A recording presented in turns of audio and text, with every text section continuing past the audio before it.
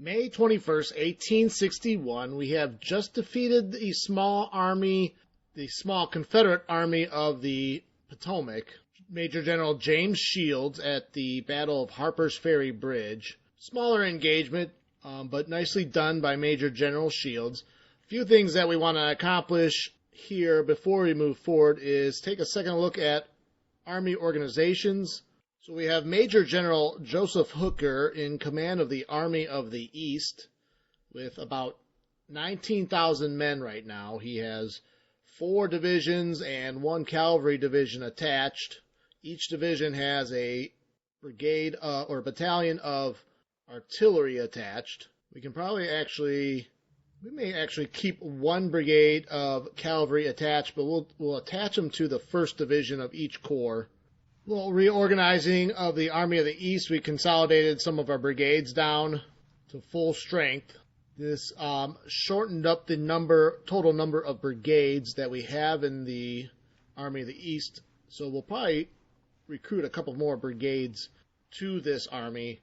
We currently don't have quite enough manpower, maybe for a small New York brigade. We can probably recruit 1 more, but we're not going to do that. Will allow the recruits to stay as is, and they could be used as replacement men for now.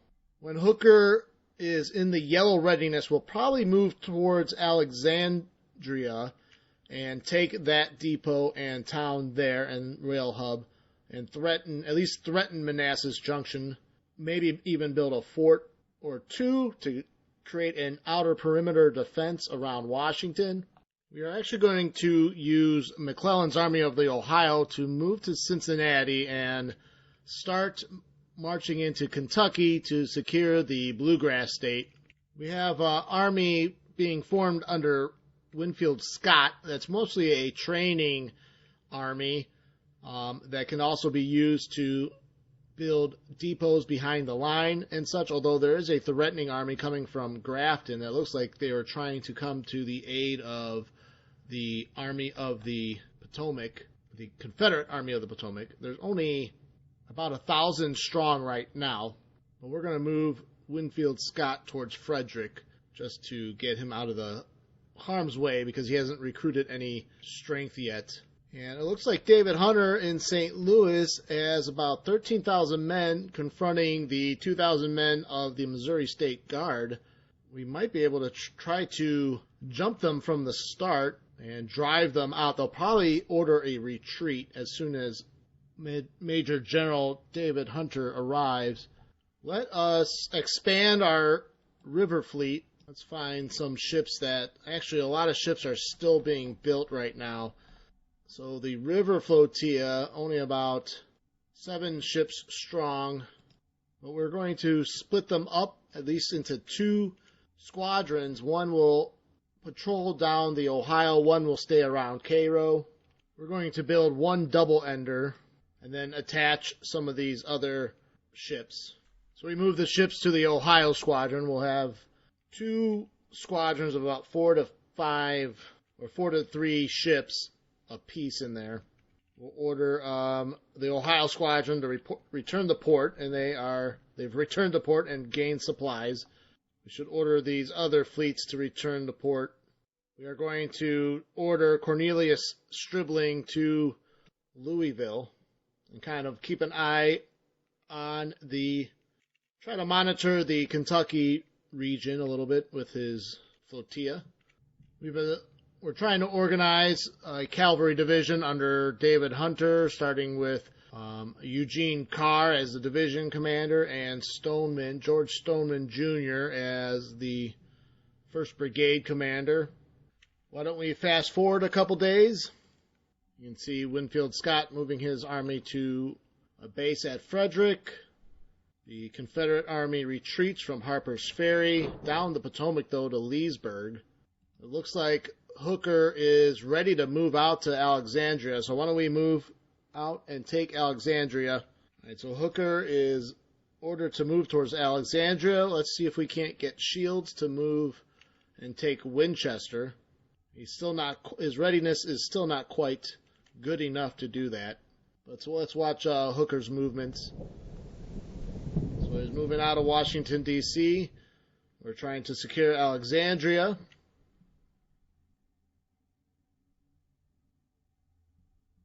All right, so May 26, 1861. Shield's still not quite ready enough. It'd be very nice to get this Harper's Ferry Armory with all these supplies right here. We have taken the Alexandria depot and about to secure the Alexandria herself. We've ordered the Gulf Fleet to blockade the Florida Panhandle. Hunter's Army of the West did drive off the Missouri State Guard. We've decided to set all subsidies to the very highest levels, and if need be, watch our current credit rating. We will enact the correct policies to address that issue. So for now, we're going to have everyone set at the very highest level. Union armies on the move. Lincoln is unwavering. Union invades the South. Action finally. Confederacy calls for volunteers, 2-year contracts. So the Confederacy going with some recruitment policies. Union forces edging out the Confederates a little bit now with about a 12,000 man advantage in the early war. Looks like Confederates are building a depot outside of Cumberland, Maryland on the Virginia side of the border. Shields' readiness is not quite ready enough to move any further into Virginia. We want to take this depot at the Harpers Ferry Armory. His supplies are well, though, so we're not too concerned about Shields' supply. But to make a base of operations in the Shenandoah, taking this depot and Winchester will be key. Winchester in the actual war changed sides several times. I think it was one of the most out of any city in the Civil War. We still have 14 days to finish our Regulars Act, which will give us a boost in regular Army, better quality troops. It doesn't give you a ton of recruitment, but you do get access to slightly better trained units at the beginning. So right now we have reports of the Missouri State Guard near Rolla, Missouri, and an Army of Tennessee forming around Nashville. David Hunter's Army of the West is not quite ready to move out from Franklin, Missouri. Why don't we move ahead a few days and let the Army readiness improve. McClellan is ready, though. He is in telegraph communication, which is good. He's receiving supplies from Cincinnati. We're actually going to have him march into Lexington, and we'll probably build a depot in Lexington, since Kentucky has remained loyal to the United States. All right, so McClellan on his way to Lexington. Kentucky not invaded yet by the Confederates. As we head into June soon, in 1861, DuPont arrives at destination. Actually, Shields is starting to run low on provisions, low on food. Let's see if we can get them to yellow readiness, although it looks like the Army of the Northwest is coming to block us. Well, I think Fighting Joe Hooker needs to take out the Army of the Potomac, reeling from their defeat at Harper's Ferry with only about 2,000 men guarding at Culpepper Courthouse. So we're going to order them to attack. That might draw the Army of the Northwest. Unfortunately, Shields is just not ready enough to intercept. Hooker is on the move June 2nd, 1861. Shields is finally ready, but he'll sneak into Winchester and take the depot there and resupply. The Army of the Northwest now ballooning up to 10,000 men, trying to reinforce the Army of the Potomac.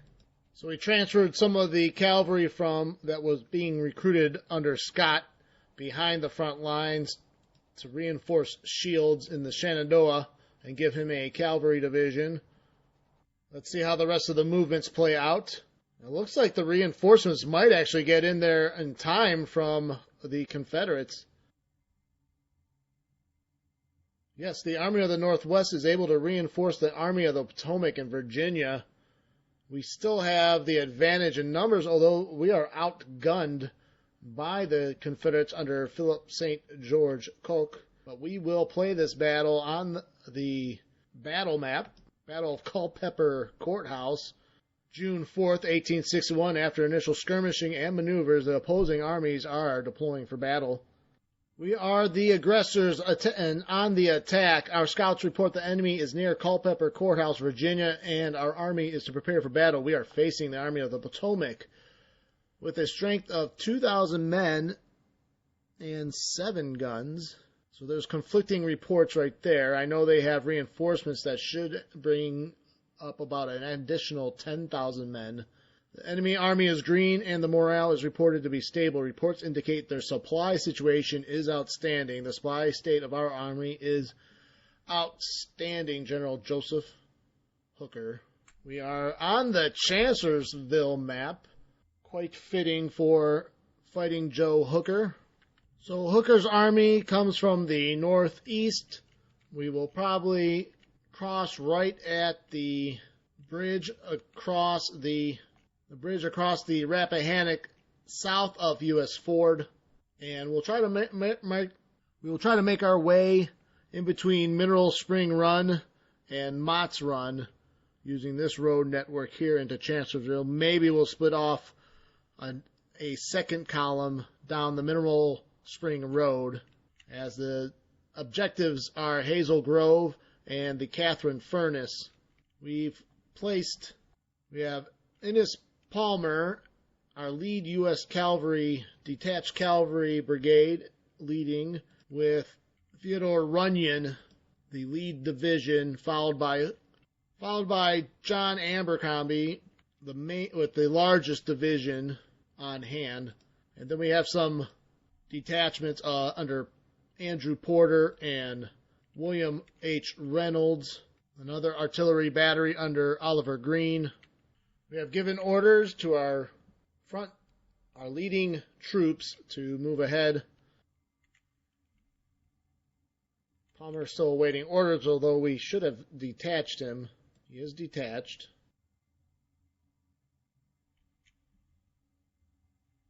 And he has gotten to the ford south of the U.S. Ford. We have not spotted any enemy troops. Palmer ordered to cross the ford.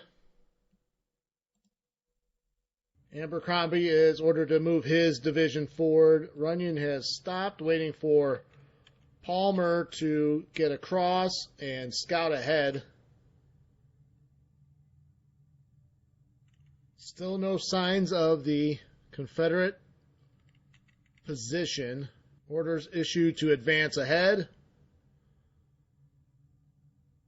As Runyon makes it across the Rappahannock, Baker will form in line and throw out skirmishers just to check out the right flank there. It is about 9 in the morning and no signs of the rebel force. We suspect that they are around Hazel Grove, so it's going to be a minute to get over there. Let's keep pushing Palmer forward and keep scouting ahead.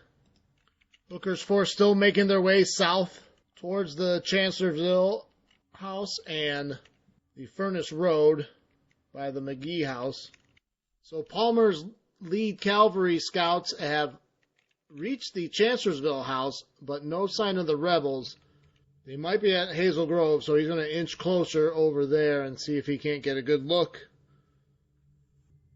We have found the rebels guarding U.S. Ford, as there was a victory objective, I guess, either not apparent to us or just missed by the Eli's Ford Road, but that puts us behind them at the Chancellor's House, so we're going to try to rush Runyon over here, and then we'll hit that force from behind. Now, I imagine that Confederate reinforcements will be coming from the northwest.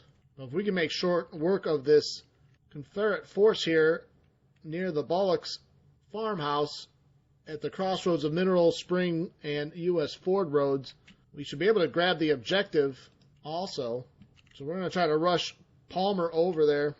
You can see the Confederate commander start shifting his forces as he has probably spotted Palmer. Forgot I had the skirmishers over here. We'll march them down the Mineral Spring Road. Try to get Baker over there by the Bullock's house. Buell. We'll order Abercrombie to march down the Mineral Spring Road. And we are trying to capture the Hazel Grove with our cavalry detachment. We'll try to position artillery right here. We've moved Buell on to the right of the militia brigade.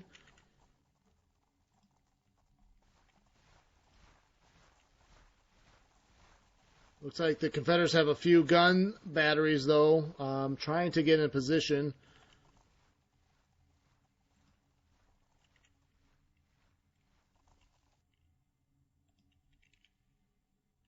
Why don't we engage them with Baker's brigade with Buell in support.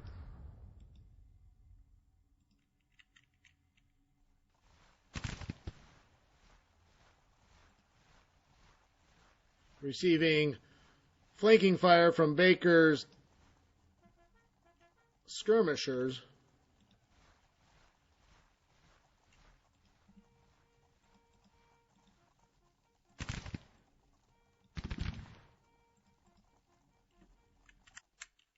We've ordered Green to move his guns into position near Runyon. We have the lead elements of Abercrombie's division entering. We got Erasmus Keyes' brigade. We'll also throw out skirmishers. Let's see if we can't take those guns, though, unsupported.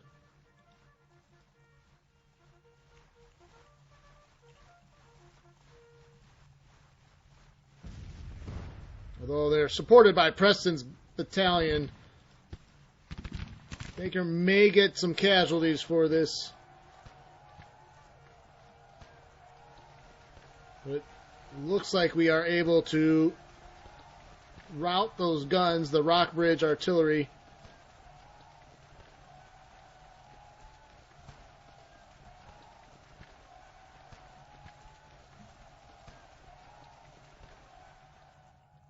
All right, Baker adjusting his line.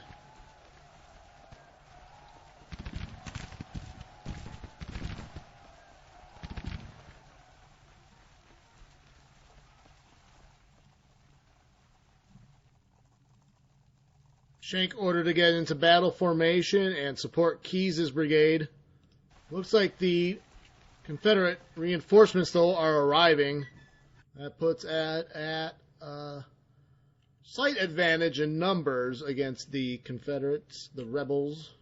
Let's see how our battery is positioning themselves. We'll probably get over here to the left as Green's horse artillery is arriving on the scene. So let's push them forward. We're going to have to fix Baker's line, though. He is giving his flank.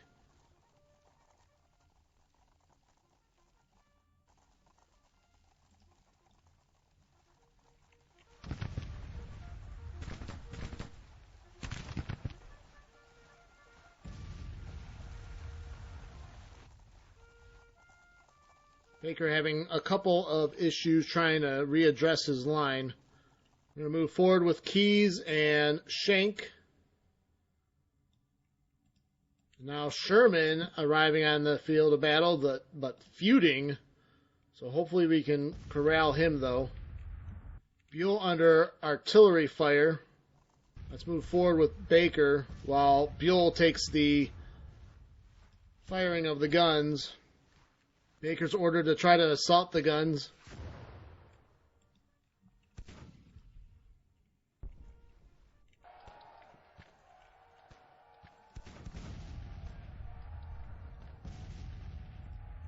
And we've driven off the horse artillery, but to come under fire, though, at canister range of the additional batteries right at us.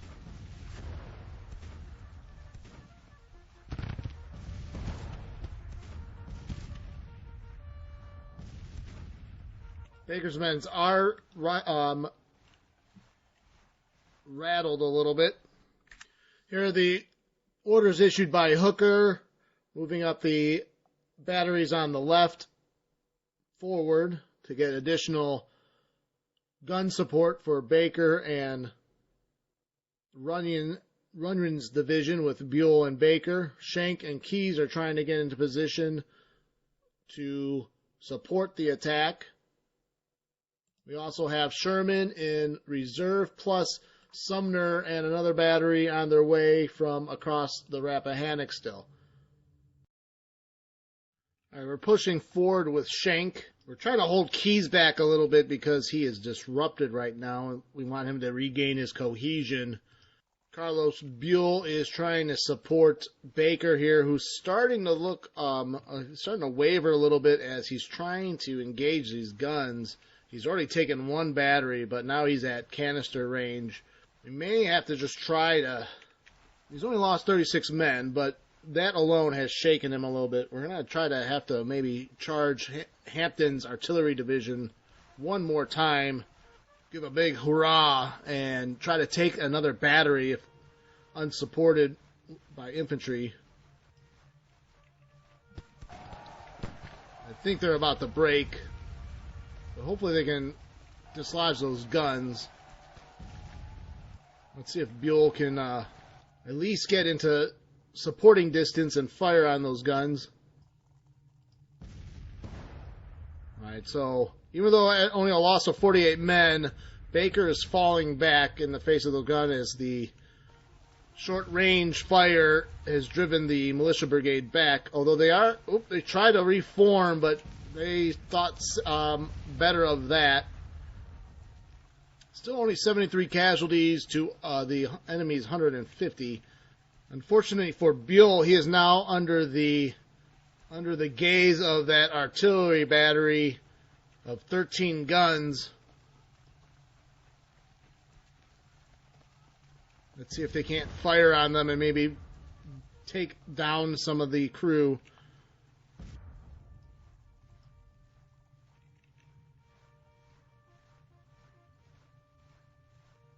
So the skirmishers maybe on the flank.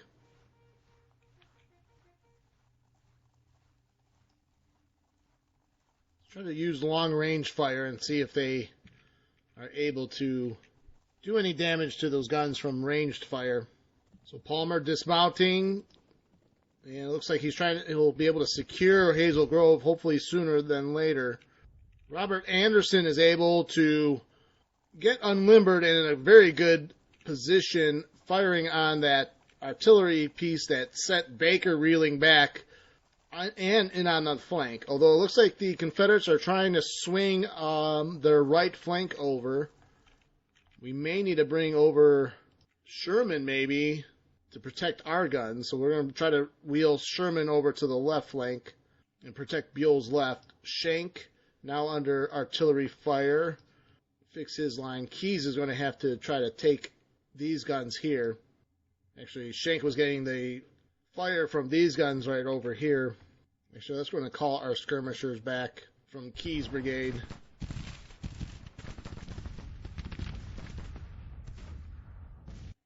Where is the routed Baker?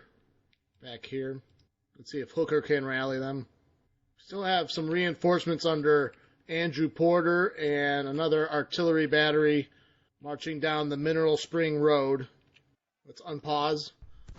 Now let's watch our cannoneers. Let's see what damage they can do at closer range.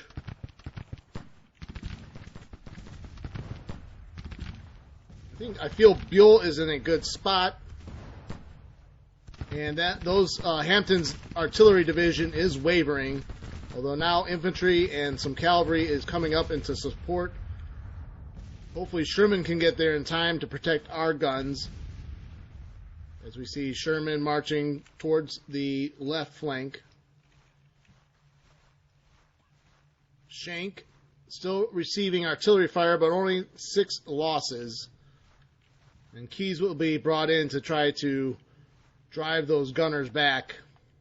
We can try to maybe send Aries over here to support the infantry attack in the woods.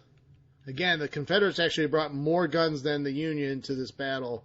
And we have one more infantry brigade in reserve. Runyon is trying to make sure the infantry does not break and run. He is leading from the front, but in stable condition though. We're going to train our gunners right on that lead cavalry brigade. We have still yet to take the victory objective at Hazel, or Hazel Grove. Right, Sherman's getting into position.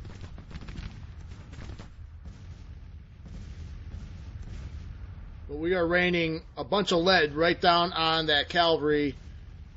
You can see our victory bar ticking up now again, as we have done some damage against them.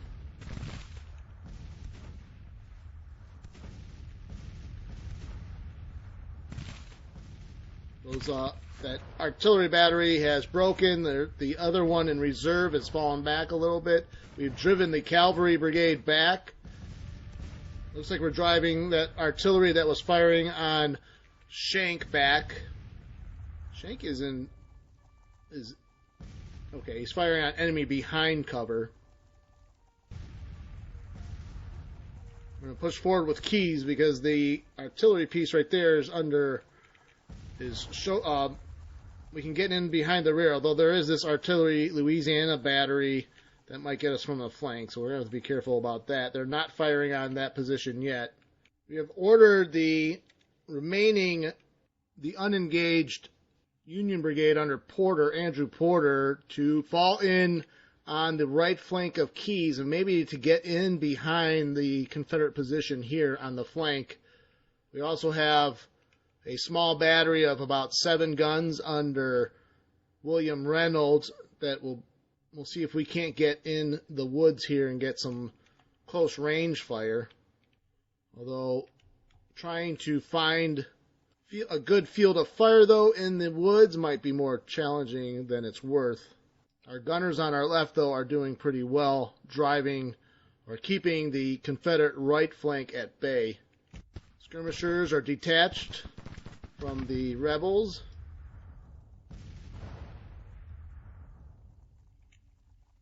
But they are driven back. Keys, I'm going to halt there and see if we can't. He's now getting hit from the flank. We're trying to halt him so we can get him back. Abercrombie's going to have to go to the front.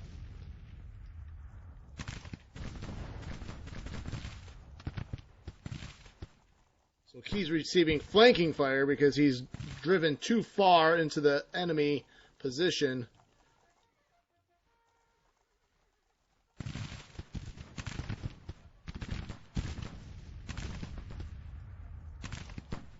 Although it looks like he's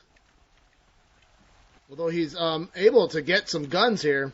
So they are charging right after those guns. He's still confident, only lost 10 men so far. Let's see if we can bombard. So we'll try to bombard the enemy position right there with Aries guns.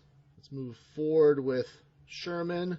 And Buell is also firing on the units in front of him. Porter is on his way to reinforce Keys. Casualties 500 for the enemy versus our 124. So casualties overall very light on both sides. We are trying to change that now. We're going to have to turn Keys around, though, before we can capture the guns, because he's getting hit from the rear, although it looks like he may have grabbed some guns right here. Maybe they can use those to fire back at some of the artillery, though Confederates brought a lot of guns with them to this battle.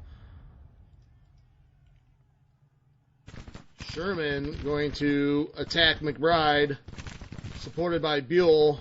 Buell is very confident, routed enemy units nearby, and we drive McBride's brigade back.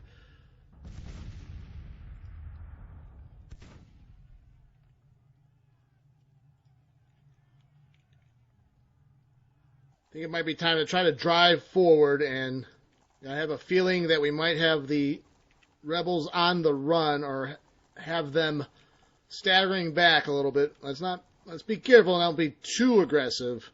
We've seen ourselves get a little bit too aggressive and then beaten back.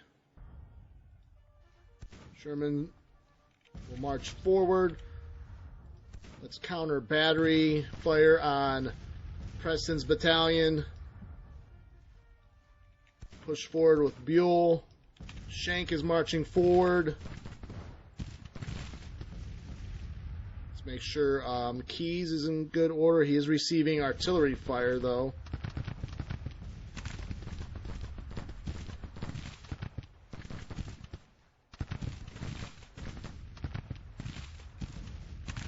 They're trying to bombard this position here with Aries battalion of artillery.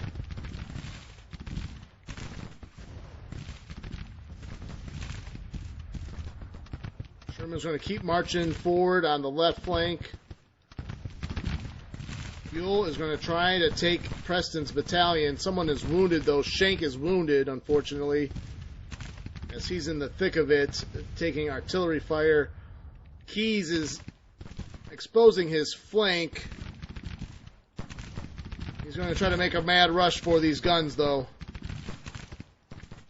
We have Porter in reserve.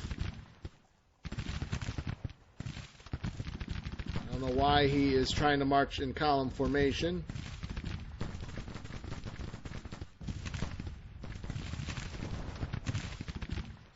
Let's see if Keyes can at least take this battery before breaking too late. See if he can't rally.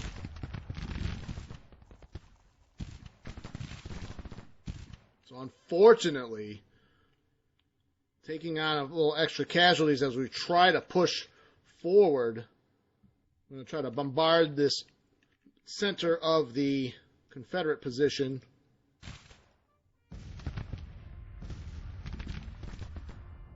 Holmes' detachment. Let's see if Sherman can drive off the skirmishers. Buell's going to try to take those guns. Schenck is still holding that center. Porter has come in to relieve the broken Keyes, but he's kind of marching uphill against the three rebel batteries that have remained in position.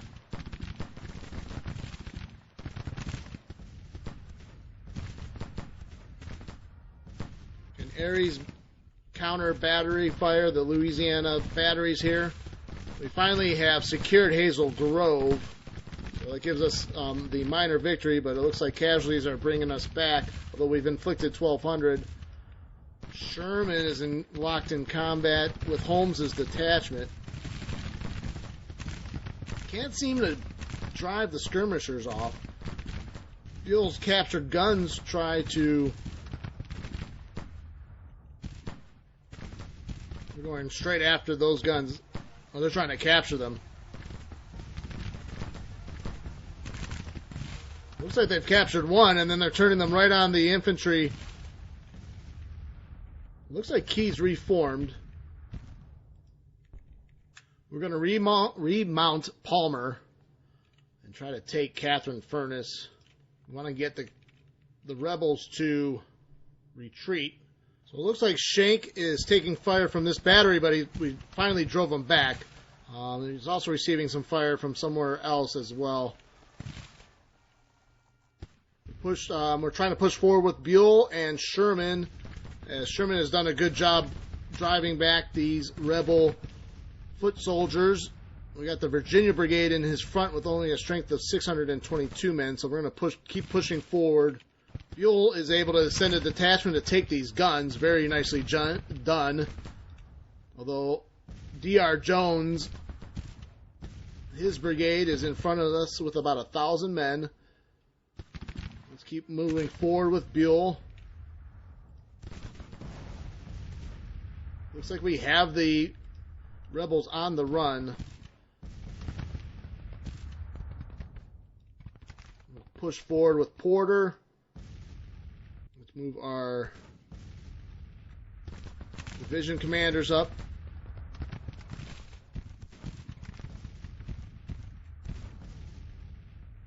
Buell's captured guns are driven back. Sherman driving hard, though, shaken by some routed enemy units nearby, engaging the Virginia Brigade at very close range. He's only suffering from routed units. Let's see if we can't get Buell to help support. we've hit them for 1,500 men, although we've lost 909. I think Sherman's starting to take some casualties.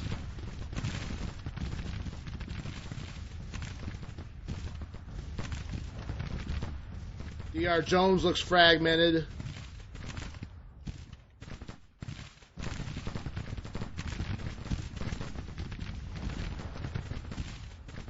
Still can't quite get the rebels to flee. Porter, though, is starting to waver in the face of the guns.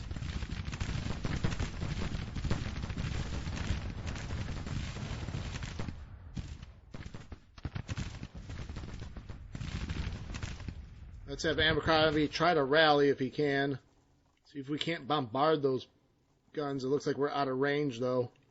Keyes is still wavering. Sherman is taking flanking fire. Let's have him fall back.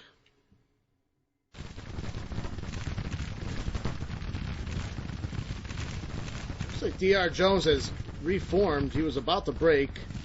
Buell is trying to get some fire on him as they've managed to form a decent rear guard.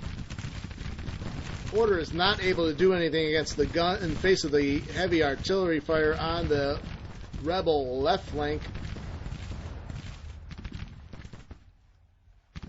Schenck is about to break.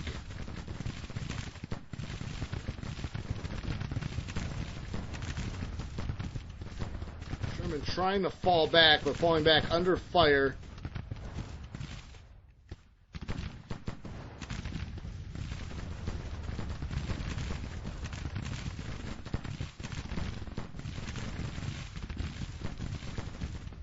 Keyes is very tired, but he has reformed in decent order. Trying to get all the fire on that infantry position.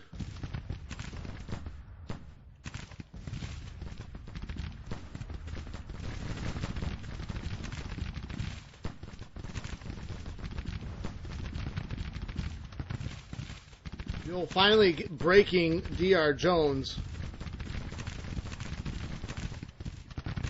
Try to push again with Sherman, although he is tired.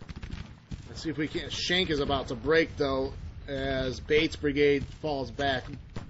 Buell done a nice job holding that center of the line. See if we can't get Keyes to support. Probably should have called back Palmer, but he's busy trying to take Catherine's Furnace. Sumner is demoralized. We're almost at the edge of the victory bar. Hopefully we can get the rebels to retreat before the end of the day. Gladden's brigade. So they're winded, and they're way off to our left flank, but they're about 2,400 strong. So Sherman just needs to be careful that Gladden doesn't gain their wind back and hit us from the flank. Sherman trying to drive against the Virginia brigade since they're falling back.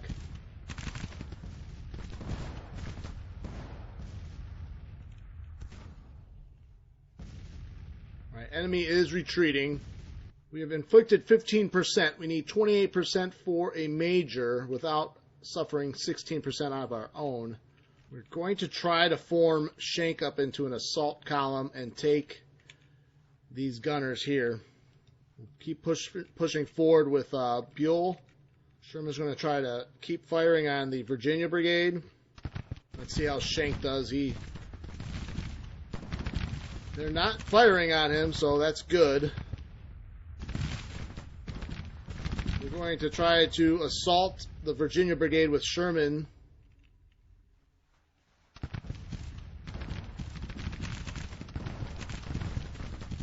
See if we can't break the Virginia brigade. The Sherman is dead tired. But he's able to break the Virginia brigade. Although still a long way to, we're going to have to wipe out some brigades if we want to achieve the major. Schenck is successful, though, in routing the rebel battery. We're going to try to form up Sherman to try to maybe wipe out the Virginia brigade and gain extra casualties.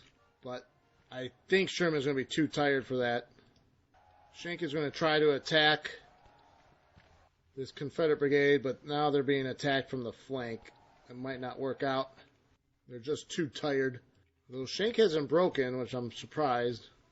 Pushing our men to the limits.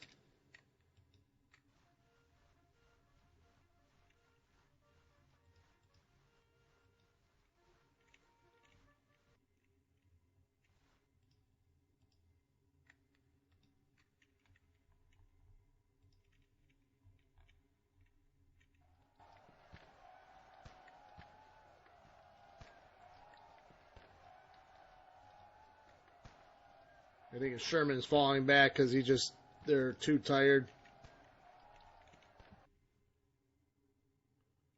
Yeah, it doesn't look like we're going to be inflicting much more in casualties. Let's see. Oh, Sherman's trying to push forward. He's trying to go for those guns.